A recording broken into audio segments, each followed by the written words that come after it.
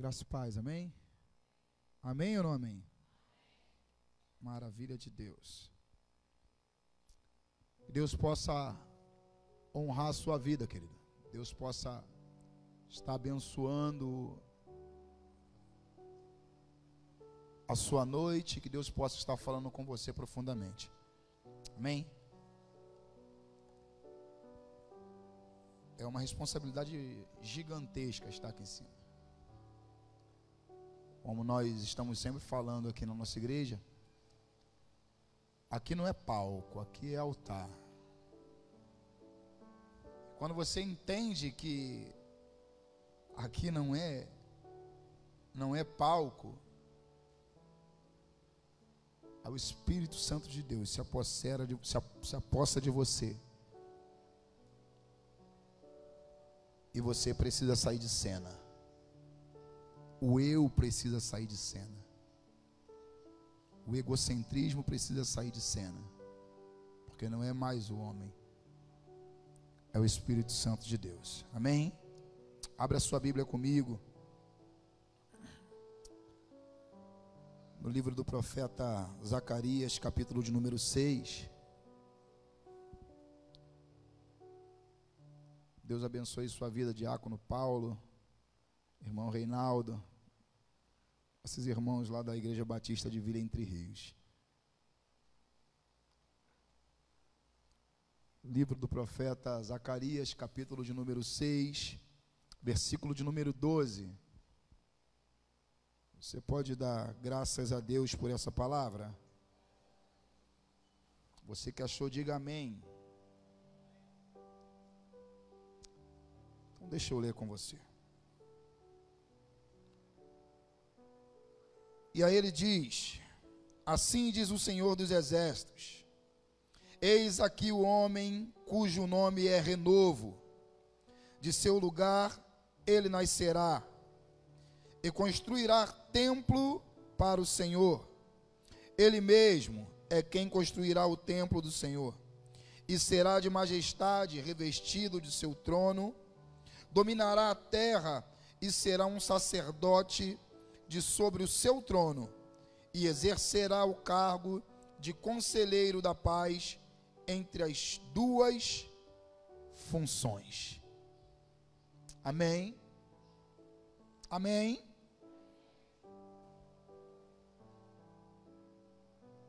Eu estava conversando com o Diego hoje. Eu estava falando com o Diego. Nós estávamos conversando a respeito da conferência, de tudo que Deus realizou aqui ontem. E estávamos falando de canções que eles iriam ministrar. E eu pedi uma canção em especial. E aí o Diego falou assim: pastor, então nós estamos ligados, porque justamente essa canção é que nós separamos para o final. Eu falei: nós estamos conectados, varão, porque até ontem eu tinha um tema, mas não tinha um texto. E quando nós estávamos orando junto, Deus começou a ministrar no meu coração, começou a falar coisas tremendas ao meu coração. E eu quero compartilhar isso com você. A Bíblia vai nos ensinar que quando Deus criou o homem, Deus cria o homem com um simples intuito de o homem o adorá-lo, de o homem viver para Deus, de o homem dominar toda a terra, do homem ser fecundo, povoar toda a terra, mas viver única e exclusivamente para Deus. A Bíblia vai dizer que com o passar do tempo, o homem ele se corrompeu, o homem pecou, e deixou algo muito precioso, uma conexão muito bacana que existia entre Deus e o homem, chamado comunhão. 1 Coríntios, capítulo de número 15, vai nos ensinar que por um homem a morte veio, mas por um homem chamado Jesus Cristo de Nazaré veio também a ressurreição. Deus está dizendo que nessa noite é noite de ressurreição aqui nesse lugar. Deus está dizendo para mim e para você que nesse altar é lugar de sonhos começarem a ressuscitar, de projetos que nasceram primeiramente no coração de Deus e que nós permitimos que ele viesse a morrer. É noite do verdadeiro avivamento sobre esses projetos, sobre esses sonhos. Permita que Deus faça ressuscitar sobre você. Com o passar do tempo, nós começamos a nos afastar de Deus e deixamos de viver aquele primeiro amor, o amor que sara, o amor que liberta, o amor que cura. E é interessante que todos nós, quando encontramos com Jesus Cristo, foi muito bom porque tudo nós queríamos participar, não era assim? Tudo nós queríamos estar no meio, tudo nós queríamos fazer parte, não precisava de convite. Era interessante porque quando se anunciava algo no término do culto, o coração ardia, dava vontade de correr lá para frente, se alistar, falar: olha, eu quero fazer parte, eu quero estar no meio, deixa eu participar. Mas o tempo foi passando,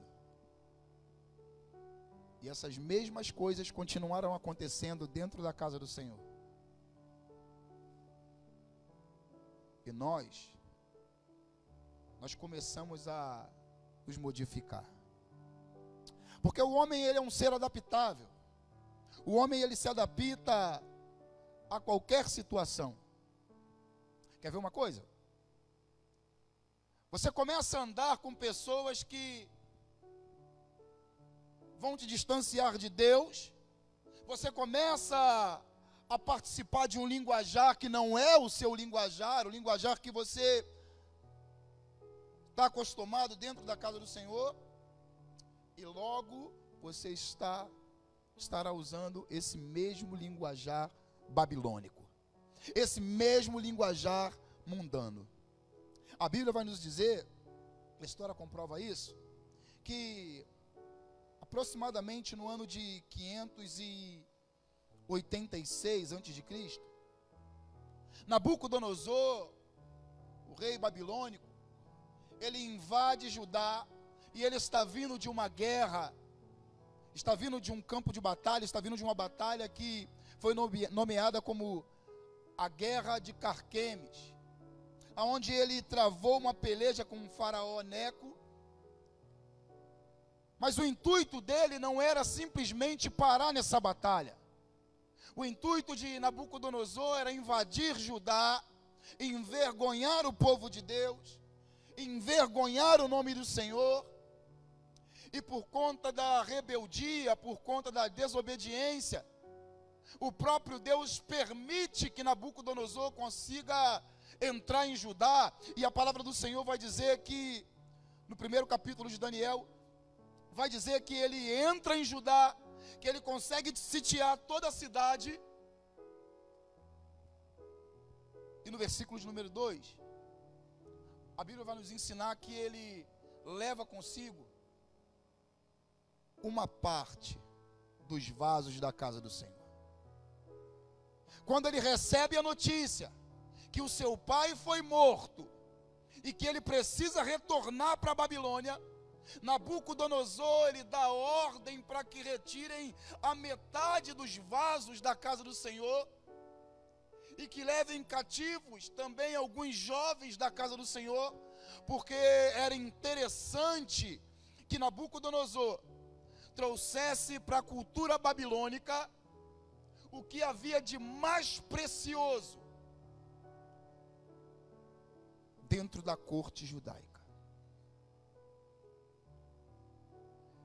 Ele leva uma terça parte dos vasos da casa do Senhor. Durante um bom tempo eu fiquei meditando somente nesse versículo e perguntando a Deus: Senhor, o que o Senhor quer dizer? Quando Nabucodonosor levar uma parte, que parte é essa? E o Espírito Santo de Deus se calava, E eu indagando, mas que parte é essa? Por que essa parte foi levada? Por que não levaram tudo? Por que não deixaram tudo? E Deus ministrou no meu coração. E estava dizendo que essa parte foi justamente aquilo que tinha valor dentro da casa do Senhor. Foi justamente aquilo que era mais precioso dentro da casa do Senhor. O que o Senhor quer dizer com isso, pastor? Que justamente aqueles que são atacados dentro da casa do Senhor são aqueles que estão com a comunhão em alta. São justamente aquelas pessoas que estão envolvidas em tudo e com tudo. Justamente pessoas que são atacadas dentro da casa do Senhor são pessoas que se importam com a sua intimidade com Deus. Mas, pastor, se o senhor falando assim, eu acho que eu vou deixar esse negócio de buscar, vou ficar quietinho. Não, querido. A parte que ficou dentro da casa do Senhor foi justamente aquela parte que seria destruída quando Nabucodonosor delega uma responsabilidade a Secacias.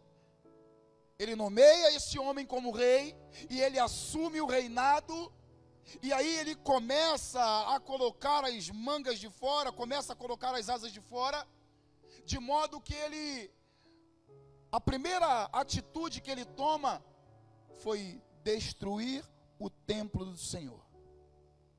Acabar com tudo que estava dentro da casa do Senhor. Você está conseguindo pegar, querido? A intenção de Satanás é te envergonhar, sim, mas é destruir a sua vida espiritual. Há quanto tempo existem pessoas que não falam pelo simples orgulho, mas que já não conseguem mais orar, já não conseguem mais se prostrar diante de Deus, e mesmo assim, quando abaixa a cabeça, aleluia, no intuito de orar, tantas coisas acontecem que elas não conseguem liberar uma palavra. Não conseguem mais chorar diante do altar do Senhor. A Bíblia vai nos ensinar que eles foram levados cativos à Babilônia, e num período de 70 anos eles ficam em cativeiro, se alimentando dos costumes de Babilônia, se corrompendo com os prazeres babilônicos, e de certa forma, eles começaram a se adaptar. Diz a palavra do Senhor, no livro dos Salmos 137, verso 1 e 2, que os levitas, os sacerdotes, eles estavam tristes às margens dos rios de Babilônia, enquanto os seus opressores debochavam dizendo: cantem agora uma canção de Sião, adorem agora o Deus de vocês, comecem a chamar a presença do Deus de vocês, porque Ele não vai mais ouvir. A história de vocês começou aqui e está acabando aqui. Deixa eu te contar um segredo. Quem determina onde começa e aonde vai terminar a sua história não é o inimigo. Quem determina onde começou e até aonde você vai chegar é o Espírito Santo de Deus, que está governando sobre a minha e sobre a sua vida. Ei, se desprenda de tudo material nesse momento, comece a respirar em Deus.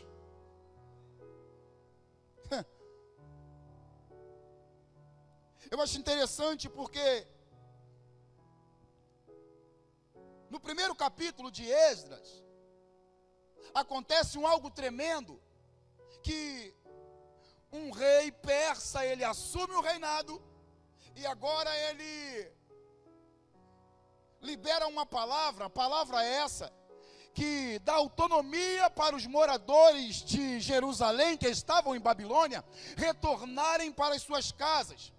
A Bíblia vai nos ensinar que eles retornam para Jerusalém, e nessa caminhada eles começam a planejar, a sonhar de como seria o templo, de como seria a sua nova vida, esse retorno para Jerusalém que agora está destruída. a capital da adoração está destruída. Eles retornam para Jerusalém, e cada um vai viver a sua vida, porque não tinha o que fazer. Mas Deus levantou um homem. Deus levantou um homem com o nome de Josué, ou Josuá. Um sumo sacerdote que arregaça as mangas, e Deus, ele faz assim, quando ele quer fazer algo, ele vai lá e levanta quem ele quer, como ele quer, da maneira que quer, faz como quer, porque ele não precisa de reunião para decidir nada. Ele é Deus. Ele levanta um homem e começa a arquitetar um novo projeto, começa a arquitetar da maneira que seria a reconstrução de Jerusalém. E a Bíblia vai dizer no capítulo de número 3 de Esdras, que eles estavam tão empenhados na obra, de forma que os homens se reuniam, trabalhavam, e parecia que só tinha um homem trabalhando. Sabe o que é isso? Viver em união, andar, aleluia, com um só propósito, buscar e ter um foco. Sabe o que é isso? É andar sabendo aquilo que quer. Existem pessoas que não sabem mais o que querem, que estão batendo cabeça, estão andando de um lado para o outro dentro da casa do Senhor, mas estão perdidos. Pessoas que estão dentro da casa do Senhor,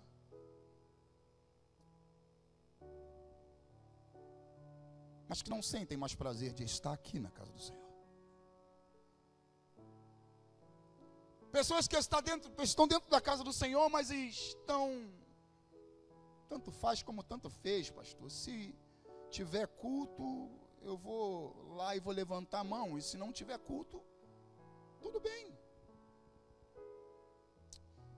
E o que Deus está falando comigo e com você, que Ele está levantando pessoas aqui essa noite. Ele está levantando pessoas aqui nessa noite que um dia já sonharam, e sonharam grande. Sabe por quê?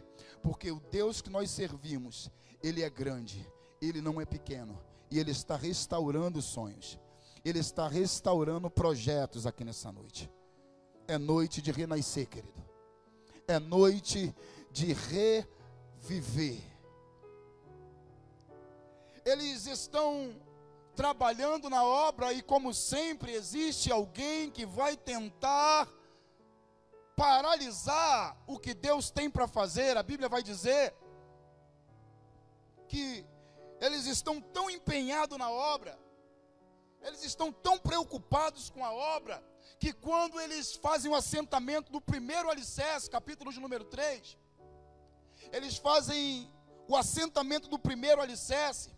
Aqueles levitas lá do mesmo Salmos 137, que já não queriam mais louvar, os mesmos sacerdotes que já não queriam mais oferecer o sacrifício, agora eles se levantam com trombetas, eles se levantam com alegria, eles se levantam com lágrimas, mas lágrimas essas, lágrimas de conquistas, lágrimas de aleluia, de um suor que valeu a pena, e eles começam a entoar uma nova canção ao Senhor, de modo que todo o povo ficou admirado, e de modo que eles mesmos começaram a dizer: o que é que está acontecendo em nosso meio? Sabe o que eu quero dizer para você nessa noite? Que quando Deus começar a realizar a obra que Ele tem para realizar na sua vida, pessoas vão vir de longe, aleluia, porque não vão entender o que está acontecendo na sua vida, vão começar a glorificar a Deus juntamente com você, porque está vendo que o seu sonho, ele não morreu não, ele estava adormecido, mas Deus essa noite há de realizar tudo aquilo que está no projeto dele para minha e para a sua vida. Aleluias. Os inimigos que estavam longe também perceberam que algo de extraordinário estava acontecendo e vieram se oferecer no intuito de retardar a obra. Vieram se oferecer para trabalhar junto. É interessante isso. Olha, nós podemos trabalhar junto, nós queremos ajudar também, mas preste atenção em algo, querido, que eu vou te dizer nessa noite. aquilo que Deus entregou na sua mão é muito precioso. A comunhão, aquela comunhão que ninguém podia fazer um acorde no violão, que a lágrima rolava no canto do rosto. Aquela palavra que era ministrada no dia de domingo, que quando o pastor pegava no microfone e começava a falar, você já queria se lançar no altar, se derramar, aleluia, sobre o altar do Senhor, que isso já não acontece mais. O inimigo também sabe que isso acontece. O inimigo também via isso de longe. E a intenção do inimigo era justamente se aproximar para retardar a obra de Deus na minha e na sua vida. Eles se aproximam e agora eles se oferecem para trabalhar juntos. Existem coisas que até parece que são de Deus. Existem coisas que se aproximam, que vêm sobre a nossa vida, que até tem aparência de coisa de Deus. O perfume é semelhante ao perfume que existe na casa do Senhor. É interessante que na semana passada eu estava saindo do serviço e passando pela Uruguaiana, pastor, tinha uns jovens vendendo perfumes ali. E aí um deles falou: rapaz, quanto tempo? E aí veio, apertou minha mão e eu segurei a mão do camarada e ele já veio me puxando. Rapaz, você não está lembrado de mim não? Como é que está o pessoal lá? Eu falei: o pessoal lá está todo mundo bem, mas eu não te conheço. Ele: não, você não está lembrado, mas você me conhece. Chega para cá. E aí veio me oferecer um perfume. Falou: olha, compra esse perfume aqui para me ajudar. É original. Existem coisas que parecem originais. Existem coisas que nós precisamos ter a sabedoria de Deus, a sabedoria do céu para discernirmos. E isso só é possível se eu estiver conectado com Deus. Só é possível acontecer coisa de tal maneira, de tal grandiosidade, se eu estiver diretamente conectado com os céus. A Bíblia vai dizer: buscai primeiro o reino de Deus e a sua justiça, e todas essas demais coisas vos serão acrescentadas. Buscar primeiro o reino de Deus. Interessante que uma certa vez a rainha de Sabá, ela vai ao encontro de Salomão, vai fazer uma de suas visitas a Salomão. E em uma investida, admirada com a sabedoria de Salomão, ela resolve fazer um teste. Ela resolve testar a sabedoria, Diego, daquele que a Bíblia diz que foi o homem mais sábio. E ela apresenta um vaso com flores. Um vaso com flores de plástico. E pergunta a Salomão: olha, rei, nós temos esses dois vasos e eu gostaria de saber se o senhor consegue distinguir, sem colocar as mãos, quais dessas flores são as verdadeiras. E Salomão, muito simples, muito tranquilo, muito em paz, ele começa a olhar para aqueles dois vasos de flores, e como ele estava muito conectado com Deus, ele vai até a janela, abre a janela e permite que as abelhas entrassem e começassem a sobrevoar sobre os dois vasos. E de repente as abelhas começaram a pousar nos vasos de flores naturais. E Salomão falou: as flores verdadeiras são essas aqui que as abelhas estão sobre elas. Pastor, o que isso tem a ver com a mensagem? Deus sabe quem você é. Deus sabe quem é verdadeiro e quem não é verdadeiro. Deus sabe quem se aproxima de você, e é por isso que Ele permite que se aproxime de você. Ele sabe quem é natural, Ele sabe quem é espiritual, e Ele sabe quem é de plástico na presença dEle. Tome a comunhão de volta, querido. Tome a sua comunhão de volta, que o seu coração volte a arder novamente. Porque eles estavam dentro da sua própria terra. E os inimigos que se aproximaram, quando receberam a notícia de que eles não poderiam ajudar, eles correram até Ciro, no intuito de retardar a obra. E quando foi lido todo o decreto e foi visto que era necessário a reconstrução da casa do Senhor, eles entraram em contato com Josué e disseram: pode continuar a obra, nós vamos ficar de fora mesmo. Faça o que você tem que fazer. Quando o inimigo não consegue te atingir, quando o inimigo não consegue te parar, ele sabe que você vai florescer novamente. Ele sabe que aquilo que estava morto na sua vida, ele sabe que aquilo que estava seco na sua vida vai voltar a viver, vai começar a florescer novamente. Ele se desespera, querido. Sabe qual é a causa de você não ter um dia em que você não sofra um ataque do inimigo? É porque Deus tem te enchido com a presença dele a todo dia. É porque Deus vem te enchendo há muito tempo.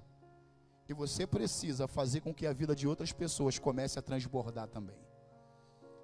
Como disse a Taina, Deus não derrama vinho novo sobre odre velho.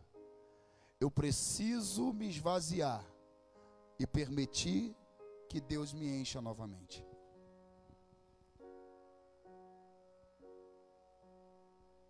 Eles constroem, eles levantam o templo. E quando chega no capítulo de número 3 de Zacarias,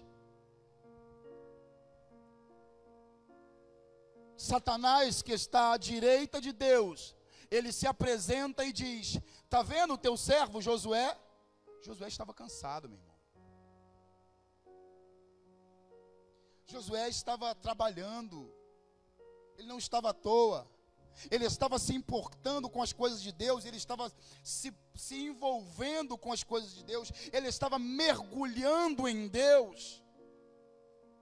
E entenda uma coisa, que a grande parte dos nossos problemas só vem sobre as nossas vidas e nos faz parar, porque deixamos de mergulhar em Deus e mergulhamos em uma vida natural. A grande parte das nossas dificuldades do dia a dia, a grande parte das mazelas que vêm sobre nossas vidas, a grande parte daqueles cristãos que estão enfermos dentro da casa do Senhor, são porque não se deixam envolver com as coisas de Deus, mas querem se envolver em algo que é totalmente paralelo. Ei, querido, abra mão daquilo que te afasta de Deus. Se desprenda daquilo que tem te afastado de Deus. Fala assim: sai da minha vida, meu irmão. Sai de perto de mim. Eu não preciso disso daqui na minha vida para ser feliz. Jovens que têm se sustentado na mentira porque precisam viver uma vida que não pertence a eles. Ei, deixa eu te contar uma coisa aqui.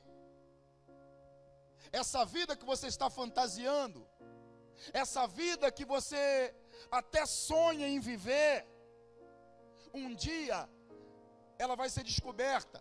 E também vai ser descoberta que essa vida não é a sua. Viva o novo de Deus para a sua vida. Viva o projeto de Deus para a sua vida. Não importe o que vai acontecer. Sabe por quê? Andar com Deus custa caro. Custa caro, pastor? Custa. Caminhar com Deus não é tão simples assim, do jeito que as pessoas dizem. Não, ser cristão é fácil. Não é não, querido. Existe algo chamado preço. Existe algo chamado pagar preço, andar com Deus, requer abrir mão de muitas coisas, não é de algumas coisas, mas de muitas coisas. Josué está sendo acusado diante de Deus, e a Bíblia vai dizer, aleluias, que no mesmo momento que ele é acusado, o anjo do Senhor brada dos altos céus e diz: ei, troquem as vestes de Josué, ponham uma veste nova sobre ele e ponham sobre a cabeça de Josué um turbante novo. Sabe o que é isso? Não importa o que aconteceu na sua vida lá atrás, Deus está dizendo que chegou a hora de trocar as vestes sujas. Para de viver coisas do passado, para de ficar preso a coisas que aconteceram no passado. Deus tem novidade de vida para mim e para você, querido.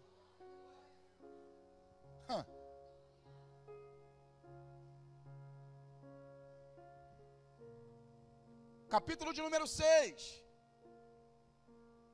Já estamos encerrando. Deus se dirige a Zacarias dizendo: Zacarias, reúne todos os chefes das tribos que estavam em Babilônia, aqueles que vieram de longe. Digam que tragam ouro, que tragam prata, e que façam coroas.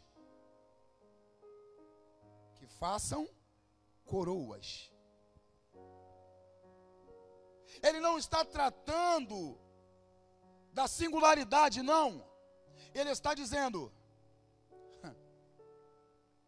bem que o Denilson falou,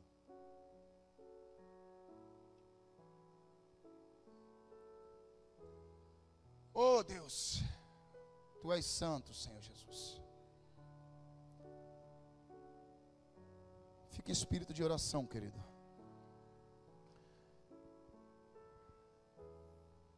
Enquanto a ministração está acontecendo, Deus está trabalhando no meio da igreja.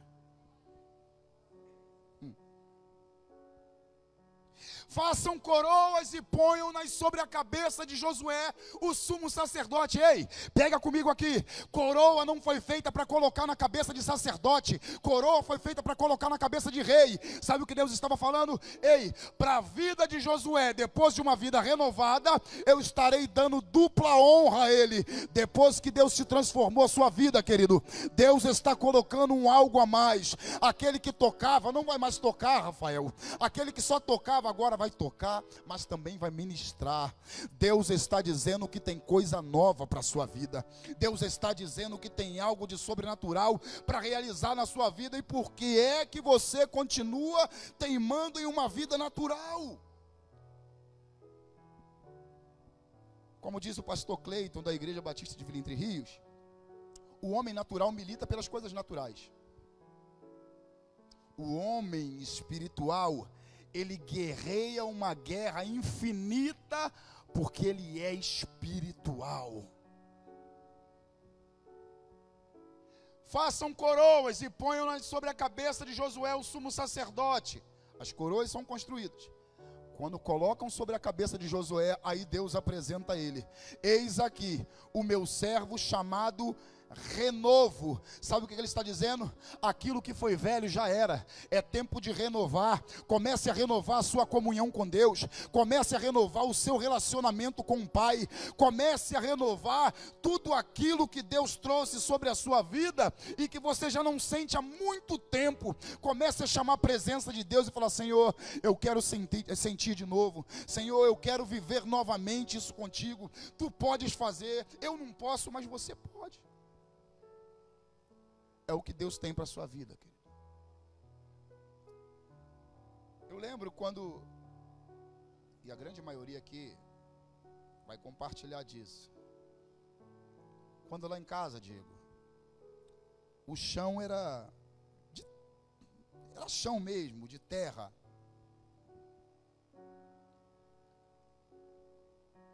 E aí, era sempre na minha vez. O mato crescia e sempre na minha vez eu tinha que ir lá e capinar. Nunca caía na vez do meu irmão.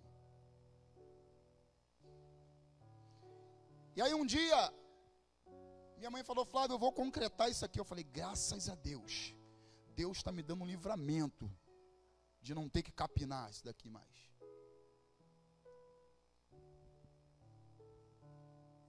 E aí, o camarada chegou lá para concretar tudo, e eu fiquei muito feliz. Eu fui até o ajudante dele, eu falei: cara, eu quero te ajudar, velho. O que eu não aguento é capinar mais. Não aguento mais esse negócio de enxada. Isso não é para mim. E aí, ele concretou tudinho. E o mato acabou, graças a Deus. O capim acabou, graças a Deus, Diego. Mas teve um dia, querido, que eu estava saindo para ir à escola.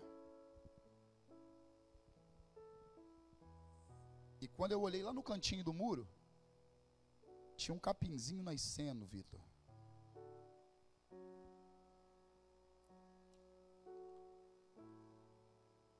E eu lembrei disso hoje, sabe por quê?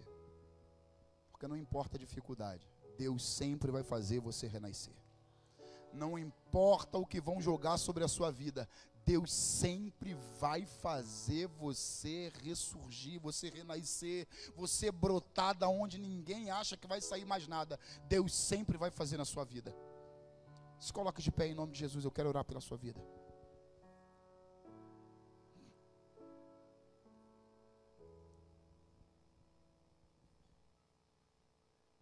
Deus, nessa noite, querido, Ele quer fazer você renascer.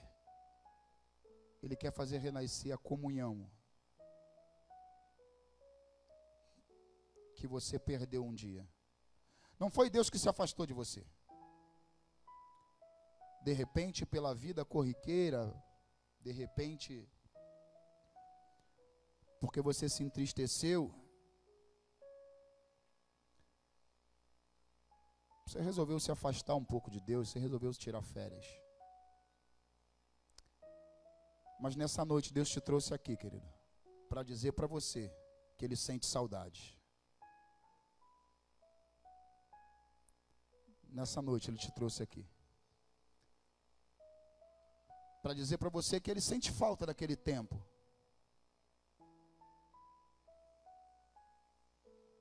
Daquelas madrugadas de orações. Daquele cantinho lá onde só você e Ele compartilhavam. Deus está sentindo a sua falta na presença dEle. E se for capaz, se for preciso Ele te tirar da onde você estiver, para renovar a sua comunhão com Ele, Ele vai fazer isso.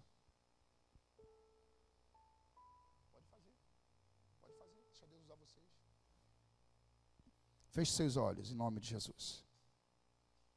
Senhor, em nome de Jesus, que está a sua igreja, meu Deus. Não estou falando igreja física, mas eu estou falando o espiritual, Pai. Que estão cada um dos seus filhos que um dia arderam com a chama dentro de si. E que com o passar do tempo, Senhor, a poeira veio grudando sobre eles e começaram a se ofuscar. Senhor, em nome de Jesus, Tu pode polir cada um aqui, Senhor Deus, para que esse brilho possa voltar. Senhor, Tu sabes que cada um de nós passamos por esse processo de esfriamento espiritual, mas Tu és um Deus de propósitos, e os Seus propósitos sobre nossas vidas não vão parar no meio do caminho, não vão ser frustrados, Senhor Deus.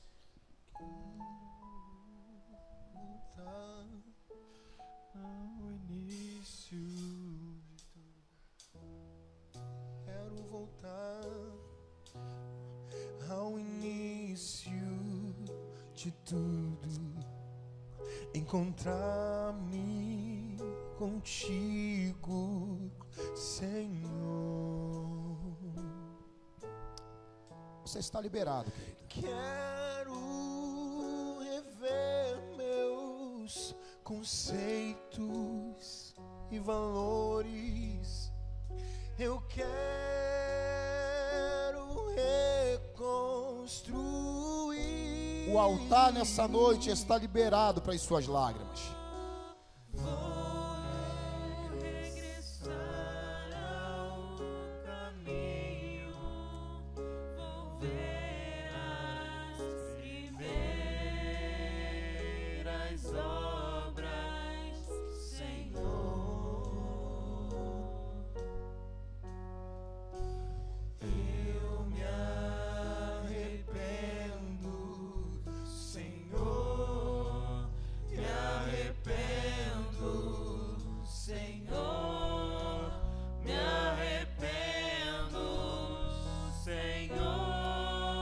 Você que entende que precisa ser renovado por Deus, se lance no altar do Senhor nessa noite. Você que entende que precisa de um renovo da parte de Deus, se lance sobre o altar do Senhor. Não perca tempo não, querido.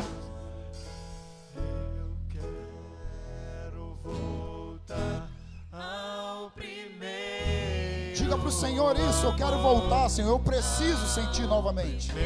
Eu preciso sentir aquela chama que ardia lá no início.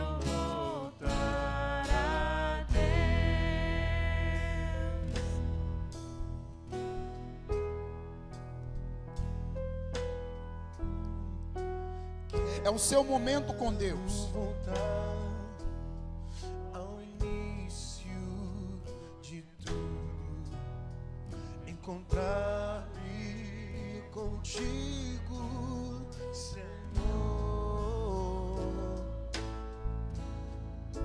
Quero rever meus conceitos e valores. Eu quero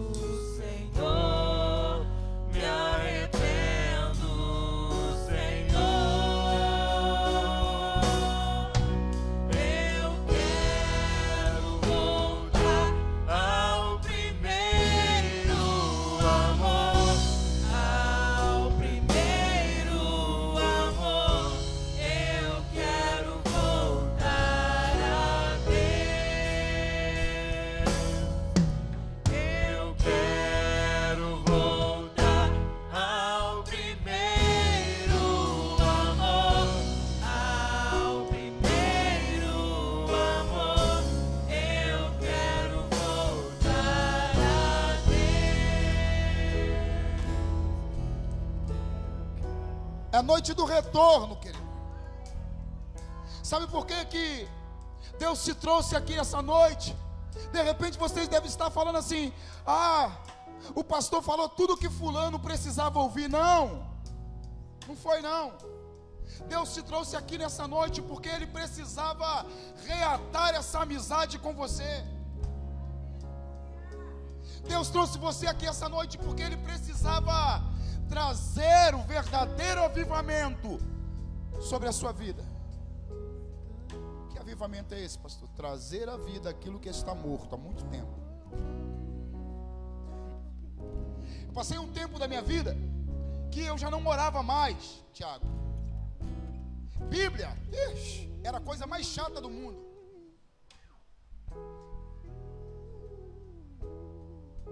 E eu comecei a perguntar a Deus o que estava acontecendo, pastor Guilherme. Por que é que eu estava trilhando por esse caminho? E um dia eu entrei no quarto que meu filho estava. E meu filho estava vendo um desenho. Você crê que Deus fala da maneira que Ele quer? Meu filho estava vendo um desenho desses desenhos japoneses e tinha um senhor, um ancião, olhando para um braseiro, e um jovem saiu de dentro de um túnel, correndo, e se aproximou daquele ancião dizendo: o fogo está apagado, por que é que o senhor está olhando para esse fogo, se o fogo já está apagado? E aquele ancião, com muita sabedoria, falou: o fogo pode não estar, a cinza pode estar ofuscando o fogo que ainda está aceso aqui embaixo, mas o fogo continua queimando. E aí ele fez assim sobre o braseiro, e as brasas estavam acesas ainda, e começaram a erguer o fogo. E Deus começou a ministrar no meu coração dizendo: você não está abandonado, você não está esquecido não.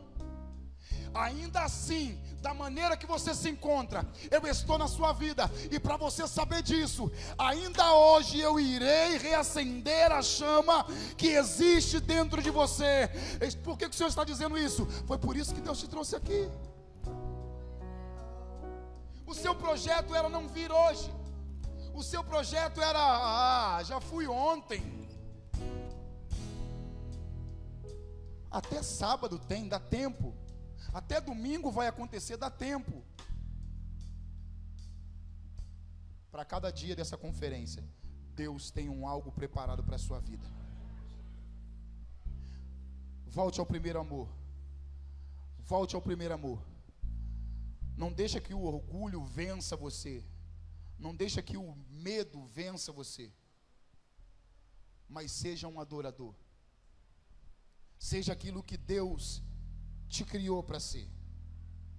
Seja aquilo que Deus te fez para ser.